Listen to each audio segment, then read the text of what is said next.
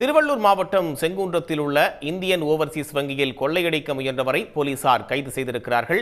கூடுதல் விவரங்களை வழங்குவதற்காக செய்தியாளர் ஸ்ரீதர் இணைப்பில் இருக்கீங்க. எப்போது இந்த கொள்ளை முயற்சி நடைபெற்றது? கைது செய்யப்பட்ட நபர் ஏற்கனவே இதுபோன்ற குற்றச்செயலில் ஈடுபட்டிருக்கிறாரா?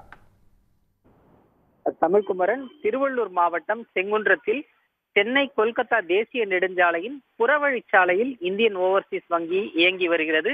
இந்த வங்கியில் பல்லாயிரக்கணக்கான நபர்கள் தங்களது சேமிப்பு கடன், சேமிப்பு கணக்கு, நடப்பு கணக்கு உள்ளிட்ட பல்வேறு பண பரிவர்த்தனைகளை செய்து வருகிறார்கள். இந்த வங்கியில் நள்ளிரவு ஜன்னல் கம்பிகளை உடைத்து உள்ளே புகுந்த மர்ம நபர் ஒருவர் கொள்ளையடிக்க முயற்சி செய்துள்ளார். அப்போது வங்கியின் அலாரம் ஒலித்துள்ளது. வங்கியின் அலாரம் ஒலித்ததை கண்டு சுதாரித்த வங்கியின் மேலாளர் வீட்டில் இருந்தபடியே காவல் கட்டுப்பாட்டு அறைக்கு தகவல் கொடுத்துள்ளார். இந்த தகவலின் பேரில் செங்குன்றம் போலீசார் உடனடியாக சம்பவ இடத்திற்கு வந்து பார்த்தபோது ஜன்னல் கண்ணாடி மற்றும் இரும்பு கம்பிகளை அறுத்து கொள்ளையன் உள்ளே புகுந்திருப்பதை உறுதி செய்து உடனடியாக அந்த கொள்ளையனை பிடித்து செங்குன்றம் காவல் நிலையத்திற்கு அழைத்து வந்து தீவிர விசாரணை நடத்தினர்.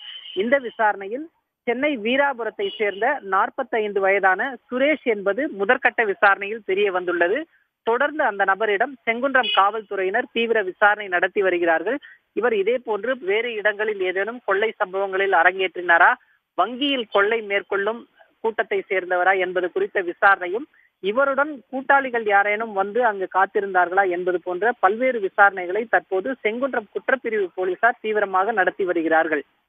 வங்கியில் அலாரம் ஒலித்ததால் பல கோடி ரூபாய் மதிப்பிலான பணம், நகைகள் தப்பி இருக்கிறது. தமிழ்குமரன், கூடுதல் தகவல்களுக்கு நன்றி ஸ்ரீதர். உடனுக்குடன் செய்திகளை தெரிந்து கொள்ள சன் நியூஸ் பெல் ஐகானை கிளிக் பண்ணுங்க.